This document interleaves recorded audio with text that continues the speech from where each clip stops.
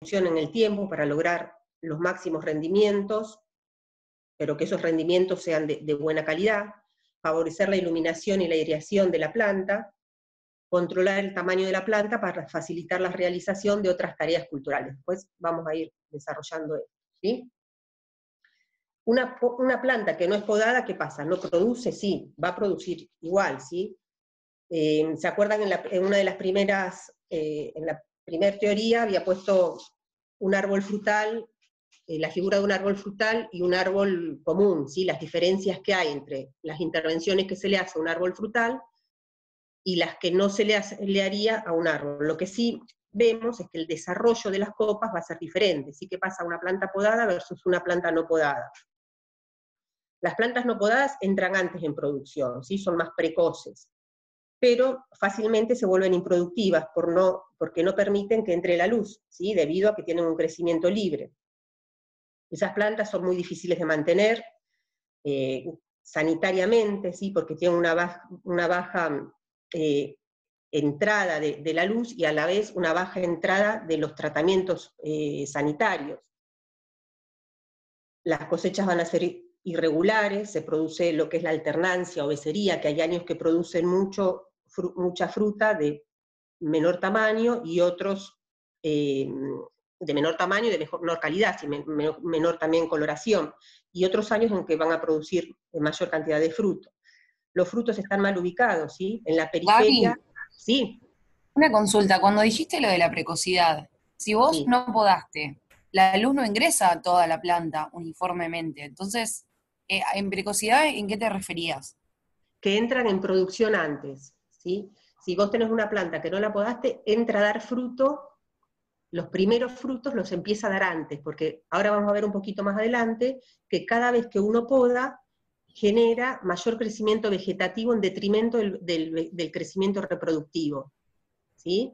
Ah, está bien. Yo pensé porque lo asocié con la inducción, a la floración, por el hecho de que no entraba tanta luz. Claro, bueno, eso también, si hay menor cantidad de luz, también va a interferir, pero no tanto en la precocidad de la planta, ¿sí? En la entrada en producción. Genial, Gaby, gracias. Eh, bueno, los frutos de una planta sin podar, ¿dónde van a estar ubicadas? Justamente porque las yemas acá sí, que se van a inducir, ¿sí? Son las periféricas porque tienen mayor eh, disponibilidad de luz, entonces van a estar ubicados en la parte más periférica. Y en la periférica y en la parte superior, ¿sí? Y eso va a hacer que tengamos toda una parte improductiva, que es la parte interior, una gran parte improductiva, que decimos zonas parásitas, ¿sí? Y la fruta va a estar ubicada afuera, donde es difícil de alcanzar para la cosecha, para lo que es un raleo, ¿sí? Van a presentar mucha madera que va a competir por nutrientes y asimilado con los brotes y los frutos, en ese caso.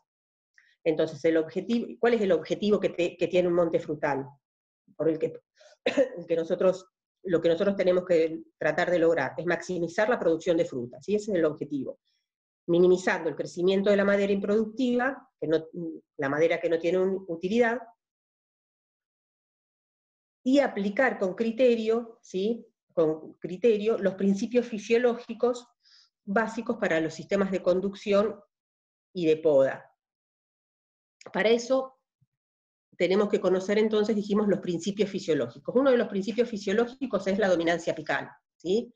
La dominancia apical, ¿qué es? Es el efecto inhibitorio que ejerce el meristema apical de la yema terminal sobre las yemas laterales, ¿sí? Mientras esté la yema terminal, es la que va a dominar, ¿sí? Eso, ¿se acuerdan? Lo ven bien en fisiología, es un principio fisiológico, ¿sí? Que va a regular el potencial productivo de un árbol, ¿sí? Decimos que el potencial productivo de un árbol es función del número de yemas y el número de estas yemas que se van a convertir en flores.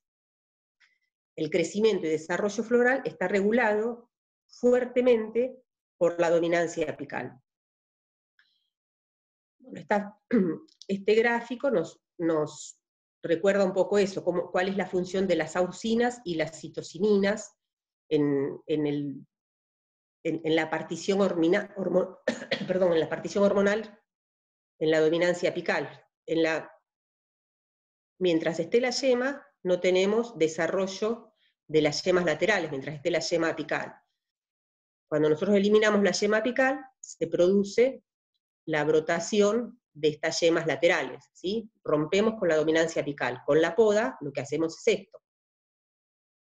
¿Quién tiene que ver en esto? Las auxinas y las citosininas. Fíjense, si a nosotros acá le aplicamos, dejamos la yema, si no hacemos una poda, y aplicamos citosininas, se produce una brotación de las yemas laterales. Si podamos, rompemos la dominancia apical y le aplicamos auxinas, no hay crecimiento de las yemas laterales, ¿sí? Esto es un poco la explicación de cómo con la poda nosotros lo que hacemos es modificar el equilibrio hormonal en un ramo o en un brote.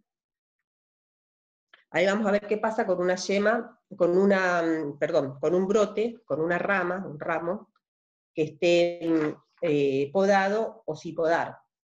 Fíjense que por la dominancia apical la longitud de la rama va disminuyendo desde el ápice hacia la base, ¿sí? En este caso está sin podar, ¿sí? Esta rama está sin podar, y como las ramas, cómo es el comportamiento de los ángulos de inserción, ¿sí? La longitud de la rama va disminuyendo desde el ápice hacia la base, y el ángulo de inserción va aumentando también en ese mismo sentido. Por eso las ramas basales crecen escasamente y se convierten en yemas fructíferas o latentes, o bien se caen, ¿sí? Estas yemas de acá.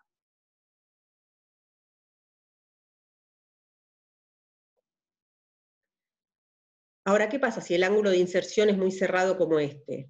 Estos ángulos de inserción, que son muy, muy cerrados o muy agudos, la corteza que se forma a partir del cámbium se une sin formar suficiente tejido leñoso, y eso da lugar a una unión muy débil, que puede producir esto, ¿sí? Estas son cosas que nosotros, conociendo estos fundamentos, tenemos que tratar de evitar, ¿sí? Con la poda vamos a regular y tratar de evitar este tipo de crecimientos. Ahora, esto es genético, ¿sí? La dominancia apical está determinada genéticamente, ¿sí? El grado de dominancia apical es genético. Hay especies que presentan una dominancia apical mucho más marcada, y hay otras que tienen dominancia apical menos marcada, ¿sí? O sea, su hábito de crecimiento es así. Por ejemplo, en el manzano, en el peral, en el cerezo y en el ciruelo europeo suelen tener, ¿sí? También va a depender, estamos generalizando, va a depender de las diferentes variedades. En cambio, en el duraznero es bastante menos marcada, ¿sí? Las plantas que no presentan dominancia apical suelen presentar ramas anticipadas, ¿sí? Forman ramas anticipadas que tienen un buen ángulo de inserción, y esto es importante saberlo porque nos va a facilitar la formación de la planta, asegurando que tengamos un sistema de conducción más sólido y precoz. ¿Qué otras cosas afectan, aparte de la genética propia de la planta? Bueno, hay otros factores que también afectan la dominancia apical, como son los portainjertos. ¿Se acuerdan que vimos que había portainjertos que provenían de francos, ¿sí? Los que llamamos portainjertos francos son más vigorosos y suelen potenciar el efecto de la dominancia apical. En cambio, los portainjertos clonales, sobre todo los que son enanizantes, que vimos sobre todo en manzano, controlan el crecimiento vegetativo y favorecen la fructificación. Si bien la poda, ¿sí? Sobre todo la poda de rebaje, que después vamos a ver cuál es el método que más se utiliza para controlar la dominancia apical, también hay otros métodos como son lo que llamamos ortofitia, que es colocar tutores o atar a las plantas, a las ramas, perdón, ponerle broches, ponerle tensores, algo que nosotros manejamos, ¿sí? Manejamos el comportamiento o direccionamos el comportamiento, alguna rama, ¿sí? Una rama que crece muy vertical, yo la puedo bajar y atar a un lado. Bueno, de esa forma estoy modificando la dominancia apical. También se pueden aplicar citocininas, ¿sí? Magiberelinas, que inducen la brotación de yemas y el crecimiento de ramas que, con un mayor o un mejor ángulo de inserción, ¿sí? Así como vimos que las citocininas intervenían en la brotación, bueno, se pueden aplicar en forma externa.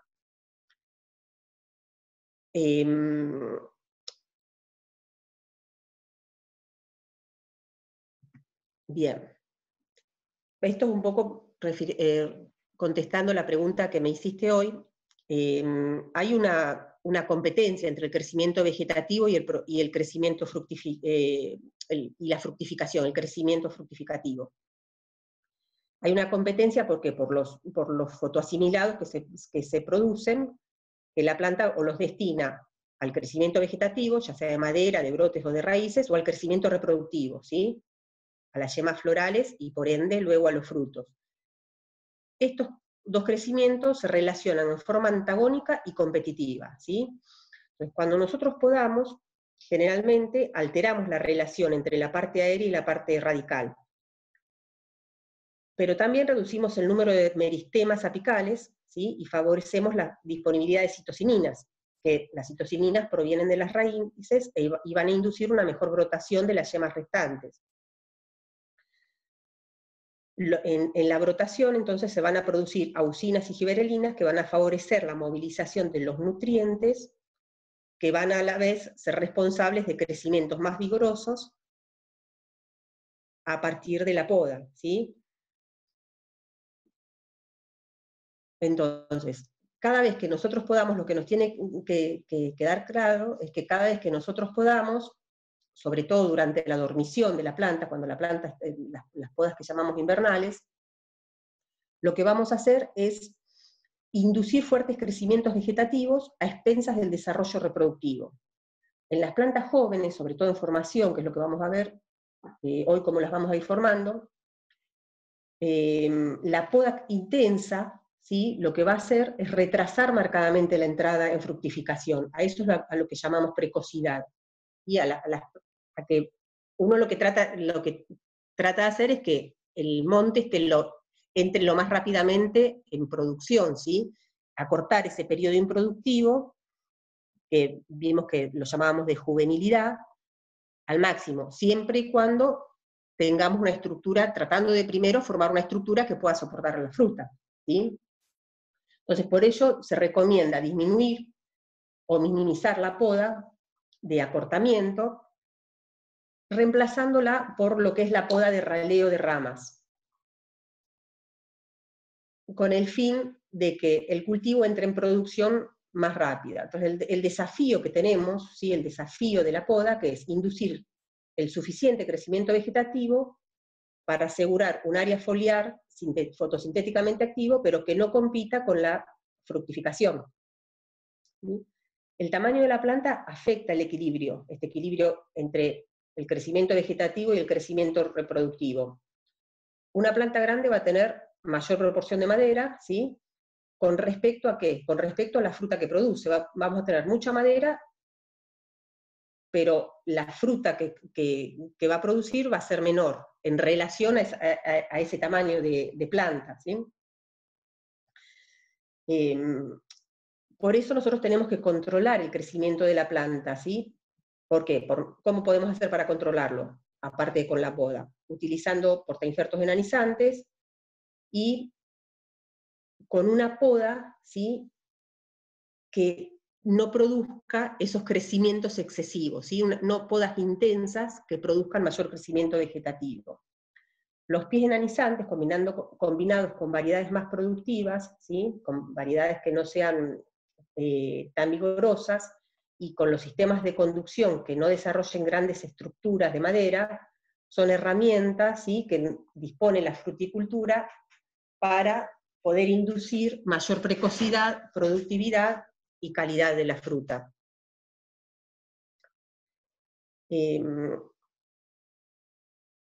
Aparte de la poda, ¿sí? No podemos decir que la poda es la única que va a afectar el crecimiento vegetativo y la producción. Hay otras prácticas que también van a incidir. Fertilizaciones equilibradas, ¿sí? Si nos excedemos con la aplicación de nitrógeno, también vamos a provocar un desarrollo vegetativo de brotes que van a competir con los frutos, ¿sí?, cuajados, con los frutos que se están cuajando en la primavera, sino también que van a competir con la inducción y la diferenciación floral. Y la penetración de la luz, obviamente, que también es un factor muy importante. Si nosotros mejoramos la penetración de la luz con una poda equilibrada, vamos a optimizar la fotosíntesis, ¿sí? Si en cambio hacemos una poda excesiva, que induzca crecimientos muy vigorosos, se va a desarrollar una copa muy densa que va a comprometer la fotosíntesis, ¿sí?, por falta de luz. Entonces, ¿qué tenemos que hacer nosotros con la poda? Tratar de mejorar la penetración de la luz raleando ramas, ¿sí? Ahora vamos a ver bien a qué llamamos ralear, ¿sí?, y a qué llamamos rebajar. Ralear es sacar las ramas desde la inserción, desde el punto de inserción con el tronco, digamos, o si es una producción, si es un ramo, perdón, sobre la rama. Entonces nos tiene que quedar claro que los órganos vegetativos y reproductivos y en crecimiento entonces compiten entre sí. Y el mejor regulador del crecimiento vegetativo que tiene la planta es la misma fruta, ¿sí? Y aparte, controla el tamaño del árbol más eficientemente, ¿sí? Cuanto mayor carga de fruto yo dejo en la planta, menor va a ser el crecimiento vegetativo. Entonces, ese es un factor que tenemos que tener en cuenta también al momento de podar. Una planta que está muy cargada de fruta, ¿sí?, muy cargada de fruta, va a crecer poco. Y esos crecimientos no son los adecuados para asegurar la calidad de esa fruta, ¿sí?, la calidad en cuanto al tamaño, al color, al sabor. Además, una excesiva cantidad de frutas va a crear una inhibición sobre la inducción. ¿Se acuerdan que vimos que a mayor cantidad de frutas, mayor cantidad de semillas, mayor cantidad de giberelinas, y eso provoca una inhibición de la inducción? Si nosotros controlamos la carga de los frutos con la poda y con el raleo de frutos, que vamos a ver la próxima clase, lo que vamos a hacer es mejorar, hacer que haya una mayor eficiencia fotosintética, ¿sí?, una mayor síntesis de fotoasimilados que van a asegurar la calidad de la fruta de la temporada presente, ¿sí?, porque nosotros tenemos que trabajar sobre la temporada, sobre la fruta que se va a cosechar este año, pero a la vez sobre la diferenciación de las yemas vegetativas para las próximas campañas. ¿Alguien habló? ¿Alguna pregunta? No. Me pareció que habían. A ver si tenemos acá. Bueno, entonces podemos decir que el desafío de la poda es inducir A mí me quedó suficiente una pregunta, Gaby. Sí. Dale. Sí, ¿por qué decís que va a tener mejor calidad la fruta con la poda? Con una poda bien efectuada, ¿sí? Porque vos con la poda lo que vas a hacer es tratar de que, por diferentes cuestiones, pero vas a tratar de eficientizar la fotosíntesis primero, ¿sí? Que entre más luz, que no te queden zonas sombrías, porque eso te va a interferir en lo que es la inducción floral, en lo que es la coloración de los frutos, la producción de azúcares, ¿sí? Ahora, esa poda, para que eso se produzca, eso es lo que vos querés lograr. Para que eso vos lo puedas lograr, tenés que saber cómo va a responder la planta ante una poda. Si vos haces podas muy intensas, a ver si tenemos acá con esta, si lo podemos aclarar un poco. Según en dónde vos metas la tijera, ¿sí?, vas a lograr una respuesta u otra. Si nosotros decimos que raleamos, cuando cortamos acá, esto es un raleo, que vos sacás toda una producción completa, todo un ramo completo, ¿sí? Entonces, como respuesta a este tipo de poda, la planta estas yemas que te quedan acá no van a brotar vigorosamente, porque siguen siguen repartiendo entre todas esas yemas, ¿sí? Si vos haces esto que decimos que es un recorte, o sea, sobre un ramo cortás en la mitad. Vas a tener menor cantidad de yemas, ¿sí? Con la misma, se me va, fui.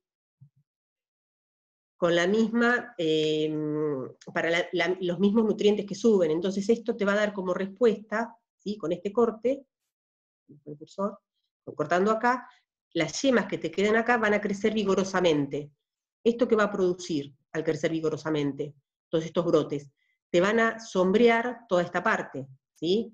Entonces, la fruta que crezca de yemas que estén por debajo de esto, van a estar sombreadas, entonces van a tener menor calidad. Con este tipo de poda, ¿sí? Estamos generalizando un montón, ¿sí? Estamos generalizando un montón.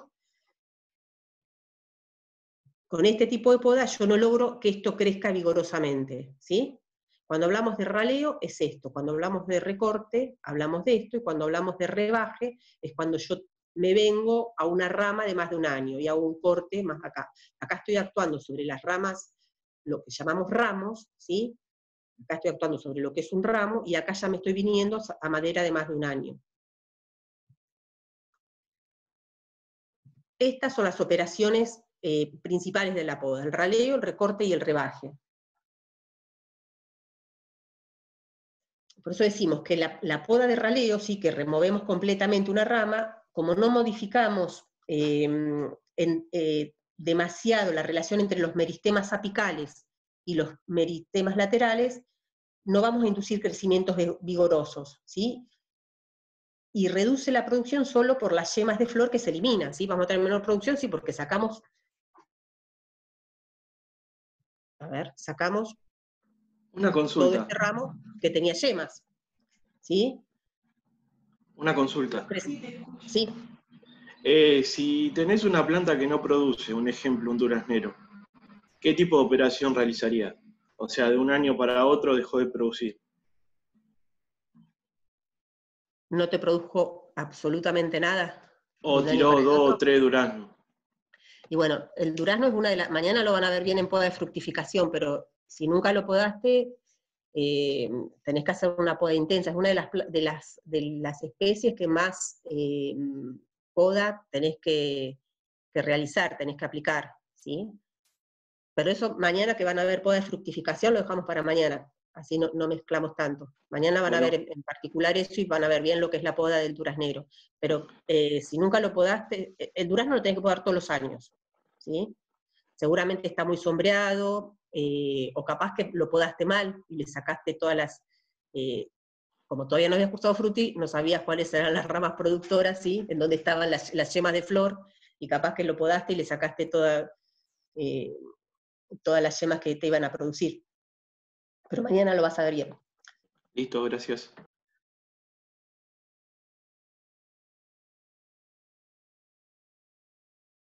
Bueno, y vamos por esto, que eran las operaciones principales, fundamentales de la poda, son estas, ¿sí? El raleo, el recorte y el rebaje, las 3 R's. Pero después hay otras operaciones que complementan a la poda, y que seguramente Gustavo después nos va a hablar, que tienen mayor, se están usando cada vez más, o se están aplicando más, que son la torsión, la inclinación, las incisiones y muescas, el deshojado y el anillado. Ahí tienen los dibujos, ¿sí? De lo que es la inclinación, lo que es el arqueamiento, ¿sí? Que no es más que torcer las ramas, ¿sí? O que inclinarlas. Lo de abajo lo llegan a ver porque no se ve muy... Quedó muy negrito, pero sí se ve que dice inclinación, ¿sí? Bueno, el primero que dice inclinación, o el de al lado, que es el curvado o el arqueamiento, es cuando nosotros lo que hacemos es, por alguna ortofitia, seguramente atando, o nosotros lo hacemos, lo provocamos nosotros, inclinamos una rama para controlar el crecimiento, ¿sí? Controlamos la dominancia apical, logramos mejores ángulos de inserción, y lo que hacemos es anticipar la diferenciación de las yemas florales, sobre todo en plantas que son muy jóvenes y vigorosas, ¿sí? Nosotros, fíjense que al curvar, ¿sí? Tenemos esta planta, tiene un crecimiento las ramas más vigorosas más cerca del ápice, en las partes más distales. Al inclinarlos logramos esto, ¿sí? Cambiar esa acrotonía a una basitonía. Lo mismo con el curvamiento, ¿sí? Esto hace que estas yemas de acá diferencien más a yemas florales. El desyemado es otra operación, ¿sí? Que lo que hacemos es sacar yemas que no queremos que crezcan por alguna razón. Se utiliza por ahí en la vid bastante. El despunte y el desbrotado son operaciones que se hacen en verde, ¿sí? Que decimos en verde, son podas en verde, poda cuando la planta tiene hojas. Acá están fotografías de qué pasa cuando uno inclina, ¿sí? Lo que logra con la inclinación, ven que acá se ve que está atado, es que estas yemas de acá diferencian más a flores. Las incisiones y muescas, ¿sí? Tienen que ver, la diferencia entre incisión y muesca es con incisión se le llama más cuando es un corte más horizontales, digamos, y muescas cuando tienen esa forma.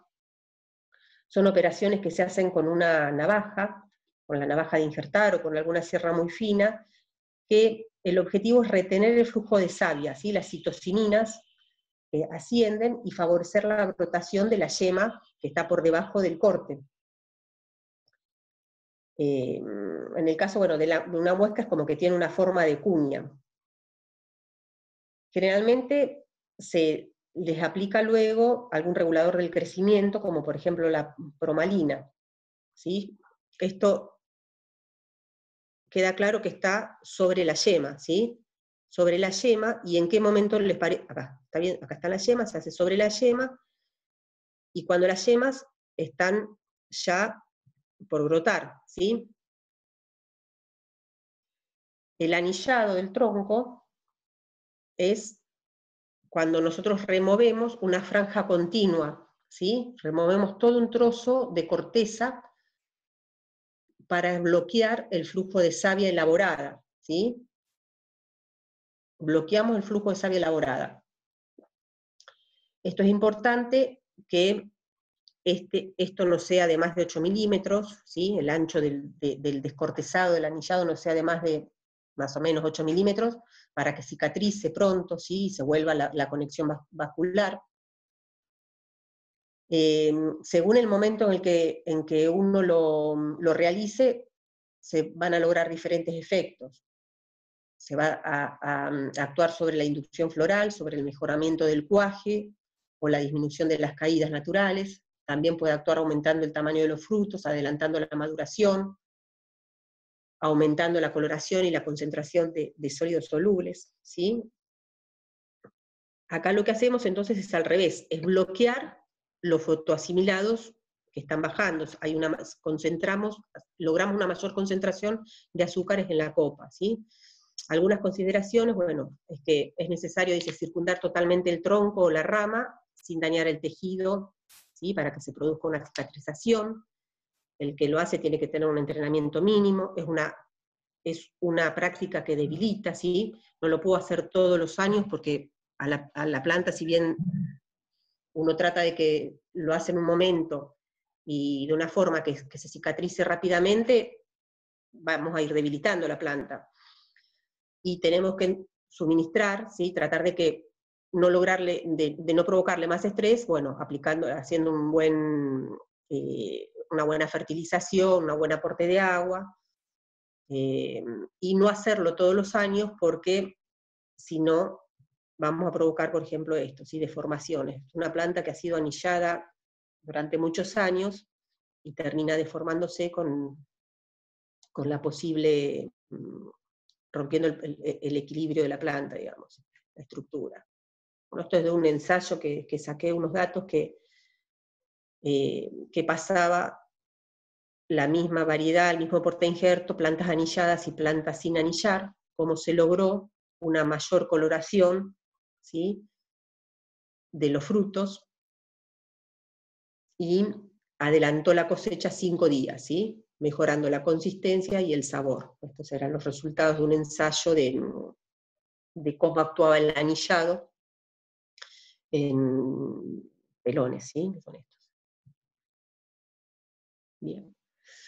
La poda la podemos clasificar de diferentes formas, ¿sí? Según la finalidad, la forma de ejecución, la intensidad y la época. Según la finalidad decimos que se poda en el vivero para inducir, cuando vieron que nosotros vimos hasta la clase pasada, ¿no? La anterior vimos todo lo que tenía que ver con vivero, cómo sale la planta de vivero, ¿sí? En el vivero, bueno, se puede podar para inducir la ramificación de la planta, ¿sí? Algunos viveros podan, otros no podan, o para lograr el equilibrio entre el sistema radicular y la parte aérea. La plantación, ahí sí, nosotros tenemos que lograr este equilibrio, ¿sí? Tenemos mucha copa y dejamos mucha raíz en el campo, el viverista dejó raíz en el vivero, entonces nosotros tenemos que, con la poda de plantación, equilibrar la parte aérea con la parte radical. Lo que es la poda de formación es lo que vamos a ver hoy, que hay diferentes sistemas de conducción, ¿sí? Que lo vamos a lograr mediante lo que llamamos la poda de formación, lograr que la planta tenga un esqueleto. Después, una vez que la planta ya formó el esqueleto y entra en la etapa de fructificación, decimos, bueno, ahora comienza la poda de fructificación, en donde acá empezamos a regular el nivel de producción. Y después, bueno, una poda de rejuvenecimiento es cuando la planta ya está muy envejecida, y mediante una poda nosotros volvemos a rejuvenecerla, ¿sí? Volvemos a generarle ramas productivas. Según la época, la podemos clasificar en poda invernal o poda seca, que es la poda que se hace durante el reposo, ¿sí? Desde abril hasta septiembre, donde los cortes que se utilizan es el raleo, el recorte y el rebaje, que se hacen con tijera, a no ser que ya sean plantas que tengamos que por alguna cuestión eliminar ramas más gruesas, y bueno, tenemos que recurrir a serrucho o alguna otra herramienta. Según en el momento del periodo invernal en que se haga, si lo hacemos muy tempranamente, se van a movilizar más reservas. Si lo hacemos en pleno invierno es la poda tradicional, la planta está en reposo, entonces no va a tener un efecto, la planta está en reposo, no vamos a movilizar reservas. Y bueno, después la poda tardía, ahí ya cuando uno hace una poda tardía, se producen brotaciones de enseguida y tenemos riesgo de que las heladas tardías afecten esas brotaciones. La poda de verano, ¿sí? O que llamamos poda en verde, es una poda debilitante, ¿sí? Se hace en primavera o en verano. Si la hacemos en primavera, es más debilitante que hacerla mientras está en la parada vegetativa, que nosotros la tenemos por acá por diciembre. La poda en verde, entonces, cuando se hace cuando la planta está en plena actividad, ¿sí? Por eso es debilitante. En cambio, la otra, la poda invernal, que hacemos recortes, sobre todo si son recortes o raleo, es muy vigorizante. La poda en verde, las operaciones que hacemos son más el desyemado, ¿sí? El desbrotado y los pinzamientos, y el anillado de ramas. Esto es una poda en verde, es una foto de lo que es una poda en verde, que se utiliza sobre todo para formar la planta. Eliminamos ramas que están creciendo en alguna situación que no corresponde a lo que nosotros queremos, ¿sí? A la forma que nosotros le queremos dar. Hasta acá vamos. Ahora vamos a empezar específicamente con lo que es la poda de conducción, ¿sí? La poda de conducción dijimos que es la forma que nosotros le queremos dar, la estructura que nosotros le queremos dar, o el esqueleto que queremos que la planta tenga. Nosotros, por la poda de formación, lo que hacemos es definir la forma o la estructura de la planta para que capte la suficiente y en forma eficiente la energía solar para asegurar la productividad y la calidad. ¿Qué es lo que tenemos que lograr con esa estructura? Que se forme en el menor tiempo posible, ¿sí? Que se logre en el menor tiempo posible, o sea, tenemos que inducir precocidad, que logremos una plantación homogénea, reducir los costos y facilitar la ejecución de las demás labores culturales. O sea que la forma que nosotros vamos a elegir para la planta o la estructura tiene que cumplir con estos objetivos.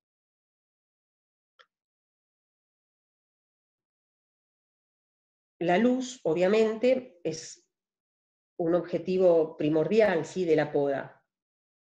Con la poda nosotros tenemos que mejorar la entrada de la luz y asegurar la distribución uniforme dentro de todo lo que es el canopeo, optimizar al máximo el recurso que tenemos.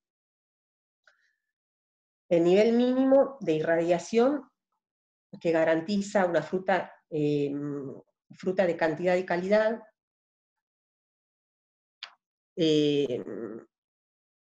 para que se pueda producir la inducción floral.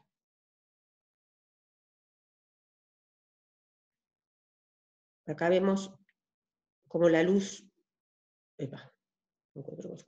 llega a la planta y logramos diferentes zonas, diferentes niveles de iluminación, ¿sí? Zonas que están bien iluminadas, zonas medianamente iluminadas y zonas muy poco iluminadas. Nosotros tenemos que, mediante el sistema de formación que elijamos, que tratar de que la luz entre lo máximo posible, tratando de que las zonas poco iluminadas sean lo mínimo.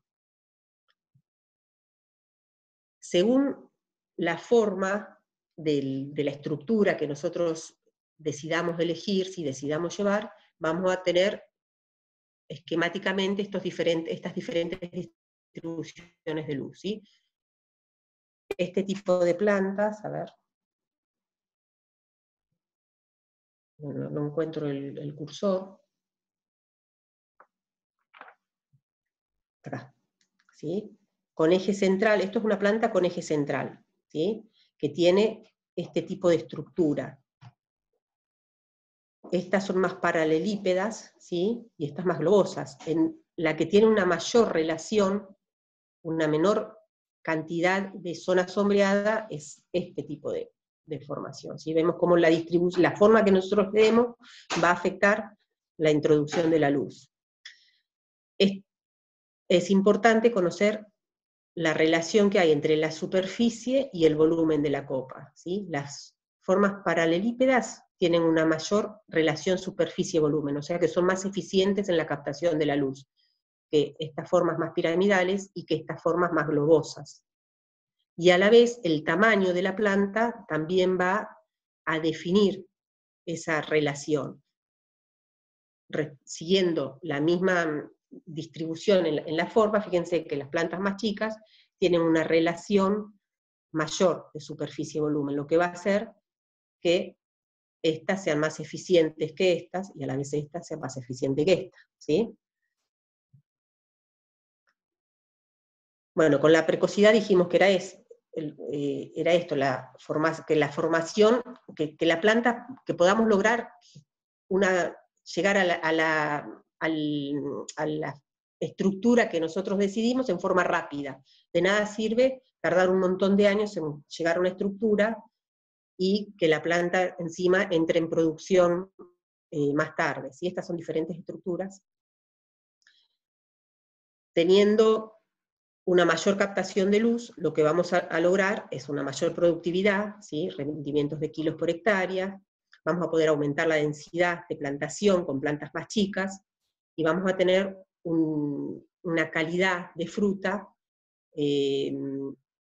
óptima, ¿sí?, con un buen tamaño, con una maduración uniforme, porque la luz va a entrar y va a iluminar toda la fruta, con una buena concentración de azúcares y con un factor de calidad que vamos a ver también más adelante, que es la firmeza de la pulpa, que es importante lograr.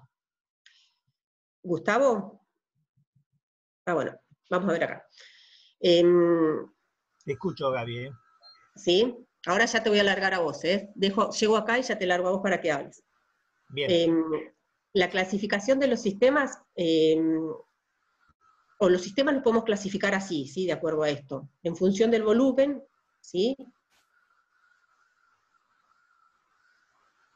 en formas globosas, formas planas o apoyadas, y formas piramidales, ¿sí?, que es lo que vimos recién, según el volumen, pueden ser o más globosos, como son los vasos, o formas planas o apoyadas, o formas piramidales o con eje central. En función de la permanencia o no del eje, ¿sí?, con eje central o sin eje central, y en función de la necesidad de emplear o no elementos de sostén, sistemas libres o sistemas apoyados. Los sistemas apoyados son los que necesitamos tutorarlos y necesitan estructuras de sostén. Dentro de los sistemas libres tenemos lo que son los vasos clásicos, ¿sí? Los vasos en general. Dentro de los sistemas libres tenemos los vasos, que hay varios tipos de vasos, ¿sí? El vaso clásico, que esquemáticamente sería esto. Uno logra un vaso, ¿por qué? Porque tenemos una copa abierta, como si fuera un vaso, en donde las ramas principales, tenemos un tronco principal, ¿sí? Un tronco principal, y después ramas secundarias, por ejemplo, tres ramas primarias, perdón, que se abren, ocupando todo el diámetro, toda la circunferencia. Esto tiene que tener en su formación, tiene ciertas ventajas, que tiene la luz penetra por el centro e ilumina toda la copa. Es como una estructura bastante sólida. Estas ramas tienen que estar ubicadas,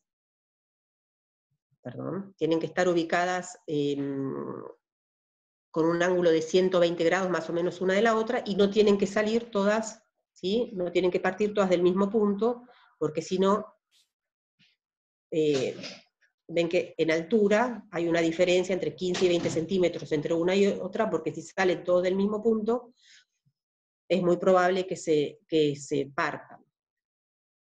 Después en la guía está explicado bien cómo se forma, pero para empezar, cuando uno planta, lo que hace, traemos la planta del vivero, lo planta y rompemos la dominancia apical, cortamos acá. De este corte vamos a generar que en la primavera, de las yemas que me quedan abajo, me van a dar brotes, ¿sí? Esos brotes, durante la primavera, yo puedo ya ir seleccionando los 3 que cumplen con esa regla, que estén ubicados en forma equidistante, más o menos 120 grados entre uno y el otro, y que no salgan los 3 del mismo punto. Elijo los 3 que me parece que cumplen con ese objetivo, y los otros los pinzo, ¿sí? No los elimino. Durante la primavera hago una poda verde, ¿para qué? Para que no me quede el tronco descubierto, y para que sigan haciendo fotosíntesis, ¿sí? Lo que hago es debilitar esos brotes, pero priorizar el crecimiento de los que elegí. En el próximo invierno lo que voy a hacer es ralear esos brotes que había pinzado, y me quedo con los 3 principales, ¿sí? Y ahí ya tengo mi estructura primaria. Estas son plantas conducidas como vasos, ¿sí? Es como la forma más tradicional de conducir a los frutales, y que ha ido dejándose en medio de hacer. Vamos a compartir. Espérenme.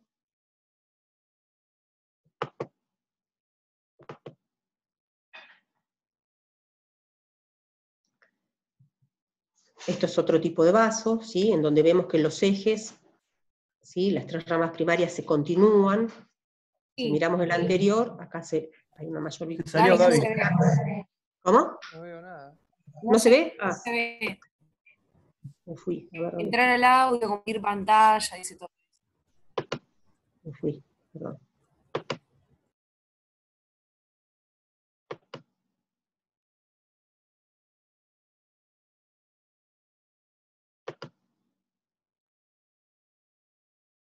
Ahí quisiera que, Gustavo. Te escucho, pero no te veo una pantalla ciega. Ah, bien. Bueno, ¿querés empezar a hablar vos un poco qué pasa con los vasos, por qué, si se usan o no se usan, y a qué sistemas de conducción se está atendiendo? Y yo voy poniendo las fotos. Vale. Buen día a todos, chicos, ¿cómo están? Buenos días. Buen día, ¿qué tal? ¿Cómo va? Hola, buen día. Hola, buen día. Buen día. Buen día. Como primera cosa, me parece importante rescatar lo que estuvo contando Gabriela, porque la presentación es realmente impecable. Esto visto ya después de haber transitado, digamos, bastante en la actividad. Todo lo que ella fue mencionando son principios básicos, fundamentales, sobre la que se teje después todo lo que sigue, digamos. Con lo cual es muy importante que logren capturar esos conceptos, porque no hay uno que no se haya mencionado, están todos perfectamente descritos. En cuanto al sistema de conducción específicamente, es como que no es algo fijo y preestablecido, sino que en definitiva, es la arquitectura que se intenta dar que pueda acompañar la evolución del sistema. ¿Qué quiero decir con esto? Originalmente lo más fácil era hacer un paso, pero eso tornó una entrada en producción demasiado lenta, entonces se fue evolucionando a sistemas un poco más compactos, con más cantidad de plantas, pero eso involucraba la necesidad de tener determinados pies que no crecieran tanto las plantas, y a su vez sistemas de manejo, de poda, de conducción, herramientas, hay todo un componente de cosas que acompañan a la decisión de qué sistema de conducción vamos a llevar adelante. Originalmente el más conocido era el vaso. Yo tengo acá una rama antes de arrancar sobre la conducción en sí misma, voy a intentar mostrarles una rama de manzana. No sé si la cámara está abierta y se alcanza a ver algo. No sé si se va a poder apreciar. Esto es una rama de una variedad que se llama Rossiglor, y lo que quiero mostrarles esencialmente es que no sé si alcanzan a ver que las yemas de la base son completamente, van cambiando a medida que vamos avanzando en la proximidad distal de la rama, al punto que la última yema es una yema mixta.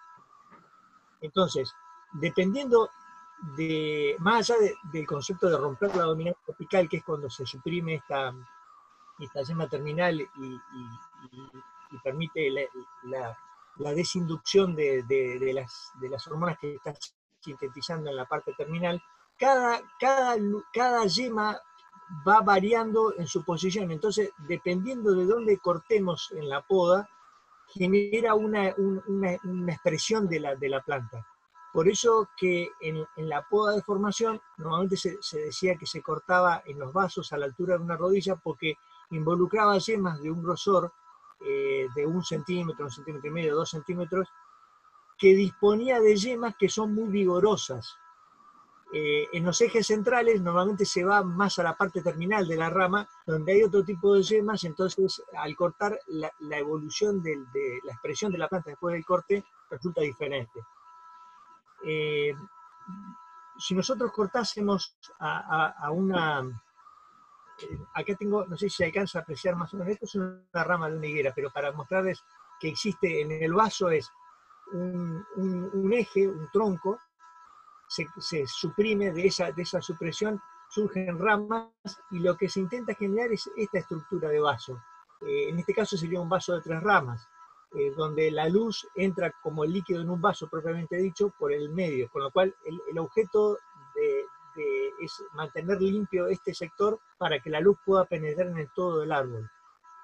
Pero esto involucra mucha poda y volvemos a lo que decía Gaby, inducimos al crecimiento vegetativo en detrimento del productivo, con lo cual crece mucho más, va a ocupar mucho más espacio, pero es mucho más lenta la entrada en producción. Entonces, si nosotros tuviésemos 2 árboles, ocupan mucho lugar, pero para llegar a cubrir ese espacio necesitamos mucho tiempo. Por eso es que las plantaciones anteriores se hacían a 8 metros, 9, 10, y hoy se está plantando a 4x1. Pero se tiene que elegir otro sistema de conducción. Entonces ahí vuelvo a lo que decía al principio, hay una evolución en el sistema de conducción. Ante la necesidad de reducir los espacios para que entre en producción antes y paralelamente genere una precocidad y un volumen de calidad de fruta y demás, hay que variar el sistema de conducción a sistemas más compactos. En un principio se fue transitando por lo que se denominan espalderas, palmetas, que son estructuras del tipo de un solo plano, como si fuera una pared, por usar el término. Yo acá, mientras hablaba Gaby, fabriqué una suerte de palmeta. ¿Qué es esto, digamos? Es un eje central con ramas laterales a 45 grados, donde se generan balcones por donde entra la luz. En el vaso entraba por el medio, en las palmetas entra por los laterales. Esto ayuda a que uno pueda aproximar mucho más entre sí las plantas que en un vaso que estábamos mucho más distanciados. A su vez, define también el ancho de las calles por la maquinaria, pero que no permitan la iluminación, digamos, entre sí, porque si yo tuviese, imaginemos el sol desde el lado de mi derecha, sombrearía esta, si estuviera mucho más próxima entre sí, se sombrearía. Entonces, el marco de plantación o la distancia entre plantas queda definido por la posibilidad de que ésta reciba la luminosidad sin que ésta la interfiera. Posteriormente a este sistema de conducción se fue acercando mucho más, pero entonces fue necesario suprimir todos estos sistemas de ramas tan abiertas, y se fue acercando y se generó sistemas de conducción parecidos a los que sería una cosa así como esto, digamos. Un poco improvisada una cosa por el estilo, o sea, mucho más reducida y más cercas entre sí las plantas. Y como un proceso de evolución de estos sistemas, que son ya ejes centrales, spindle, etcétera, etcétera, es digamos, el arqueado de las ramas para que la formación final sea esto. Esto es lo más evolucionado que hay en conducción de frutales. Plantas próximas entre sí, en ejes, y con las ramas que se denominan solaxeadas, porque el sistema que se inventó se llama solax, que es un eje con un solax. No sé si voy muy rápido, se va entendiendo, ustedes me limitan al proceso. Imaginemos que esta sea una rama, mi mano sería el tronco y esta sería una rama. Normalmente el crecimiento es, dependiendo del vigor de la rama, 45 arriba sería para las que son más vigorosas o chuponas, y un poquito menos para las que son menos fructíferas. El tema es que lo que uno intenta con las ramas actualmente es generar una suerte de torsión de la rama en este sentido, de manera de que el punto de inserción de la rama sea el más alto respecto de la que estaba dominando apicalmente, ¿no? Entonces, esto genera inducción en fructificación sin la necesidad de cortar, con lo cual la entrada en fructificación es en el año. A diferencia de que si yo tuviera que cortar para que cubriera un espacio determinado, generaría crecimiento. Espera que vamos a arreglar esto.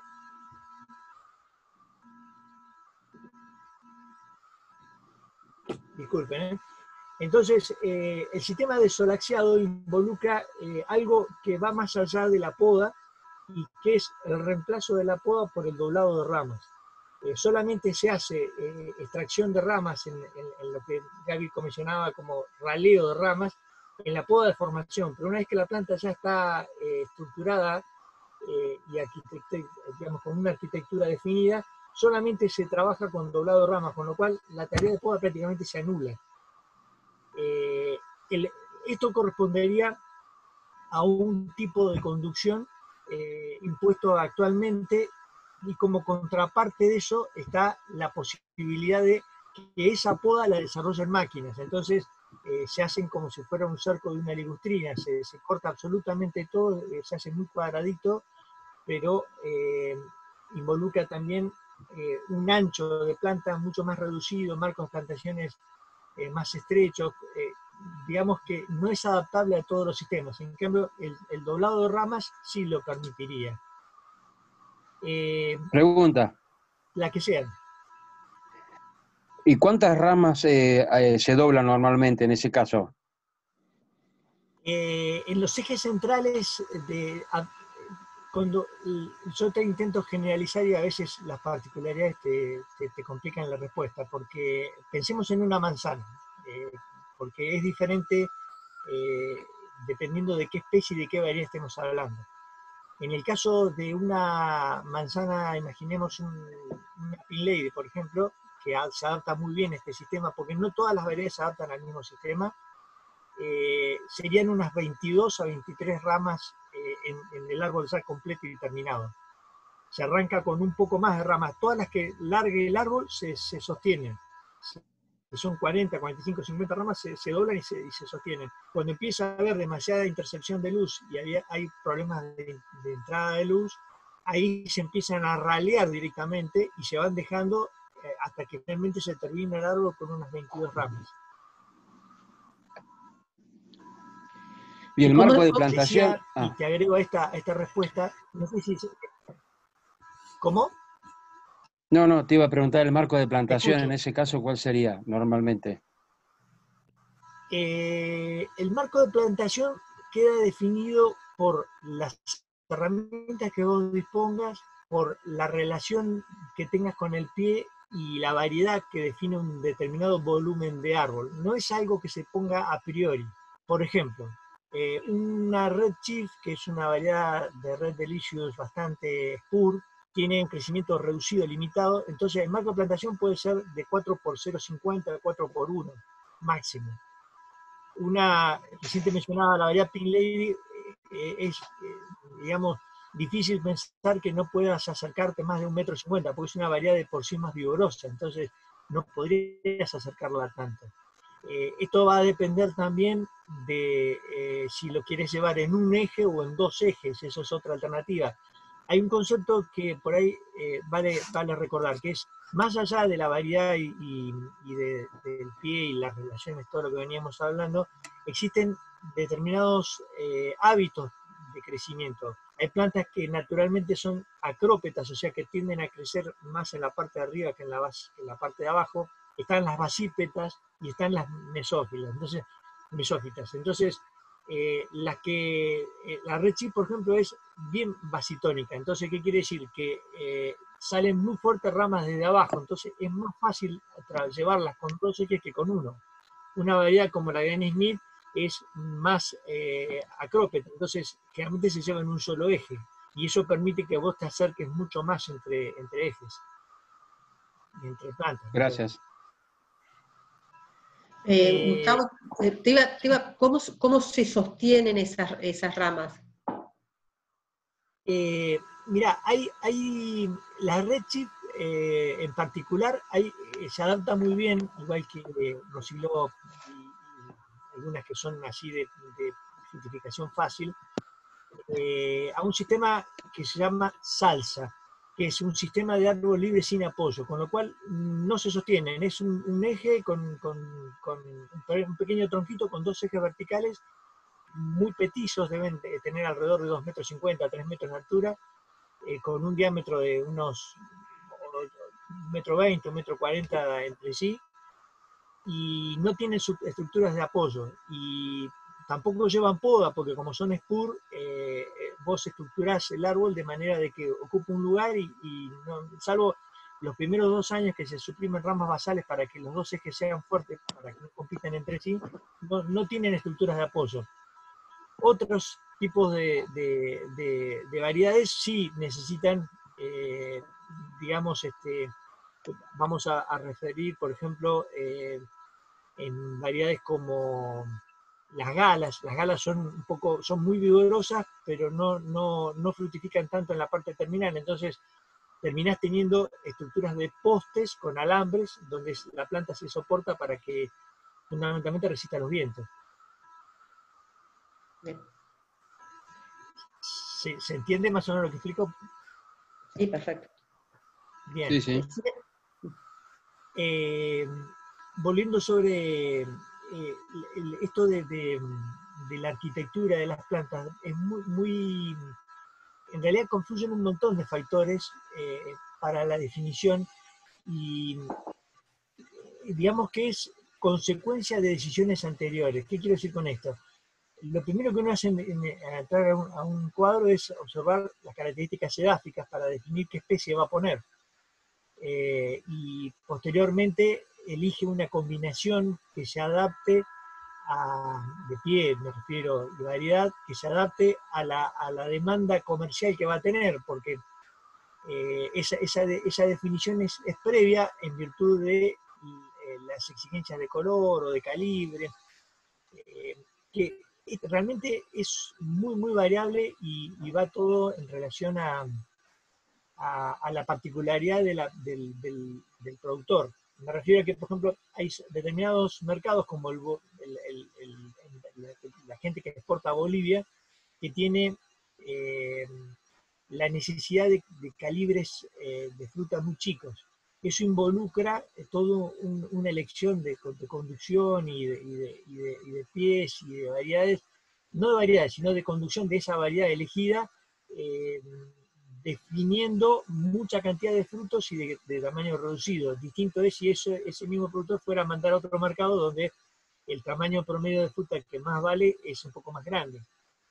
Entonces, no solo involucra la conducción, sino también el raleo de frutos y demás. No sé si ahondar mucho más en lo que es... voy a tratar de buscar voy a compartir una pantalla y quiero mostrarles algo que me parece que es importante. A ver si logro ubicarme. No sé cómo salir de esto realmente. ¿Es de las fotos que me compartiste? ¿Que las tengo acá o no? No, quería mostrarte una donde aparece la luz. A ver, espera que no sé cómo buscarla dentro de mi programa, que no sé usar el programa.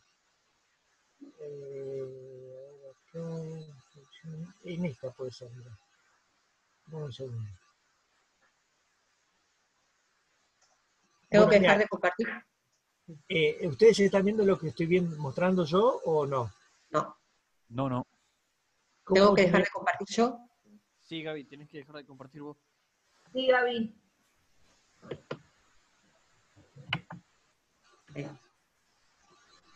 Ahora dígame sí, cuando Gustavo. están viendo.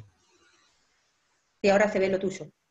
Perfecto, dame un segundo que vamos a buscar la manera de que esto se vea un poquito, no sé cómo es en este.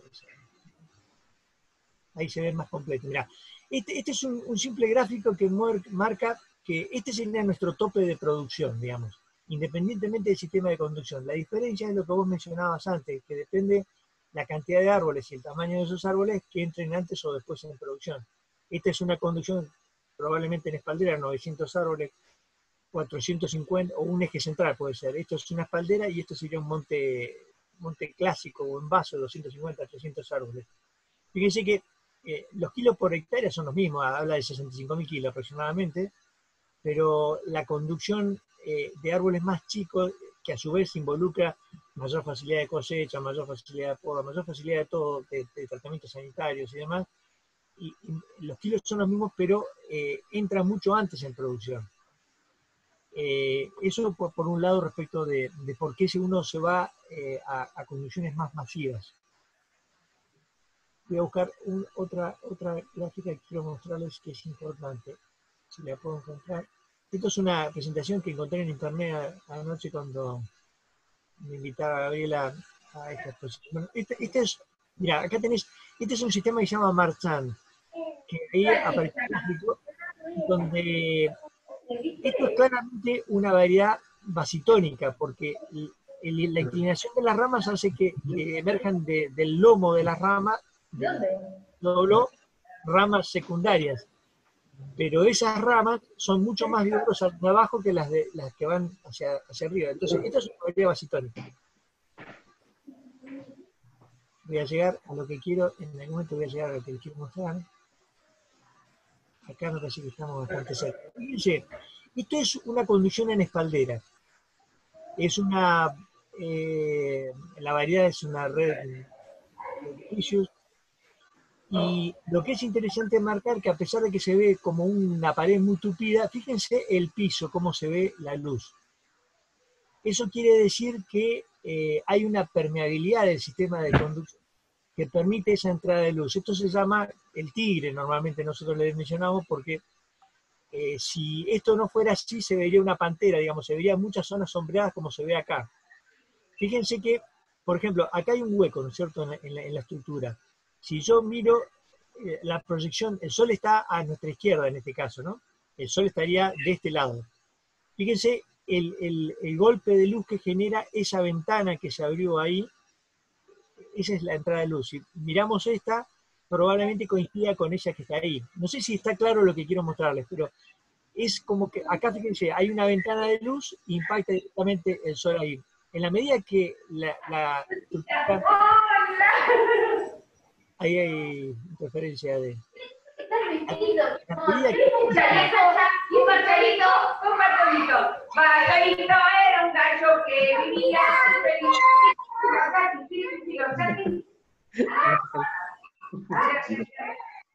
ha ocurrido. No, a medida que existan este tipo de ventanas de luz, está asegurada la productividad, porque hay sectores muy internos y muy poco iluminados. A partir de esas ventanas uno recibe la luz suficiente para diferenciar yemas fructíferas. Y fíjense que, por ejemplo, acá se ve como una zona sombreada en la parte baja, no sé si se alcanzan a apreciar. Eso involucra o que la planta está muy alta o que el marco de plantación fue erróneo, porque en realidad, en este caso claramente es que falta esa poda de verano que mencionaba Gabriela, suprimiendo la parte superior para que la luz pueda impactar no solo en la parte, digamos, de los 2/3, sino que involucre la totalidad de la planta. Probablemente no tenga que ver con el marco de plantación, sino con el exceso de altura que llevó la planta. ¿Qué más para comentarles? La estructuración, la evolución de los sistemas de conducción. Les voy a hacer un pequeño historial de eso. En el Valle se arrancó con los vasos clásicos, donde la luz entra por el centro, pero la necesidad de reducir la mano de obra conllevó a sistemas más compactos. Entonces se empezaron a hacer las espalderas, pero como el sistema de riego y distribución de agua ya estaba establecido para los vasos, terminó siendo una cuestión no del todo una solución adecuada, porque empezó a aparecer lo que ustedes están viendo en esta imagen. El sol siempre sale del lado norte, entonces hay una cara que es muy iluminada y una cara que es poco iluminada. Entonces es una cara con mucha producción y otra con poca, una con mayor incidencia de enfermedades y otra con menor incidencia de enfermedades. Entonces obligó a modificar este sistema de conducción a los sistemas más del tipo del eje central, donde se empiezan a abrir como si fueran pequeñas ventanas de luz. A ver si tengo algún esquema para mostrarles el tema en un segundo, a ver si puedo ver. Por acá.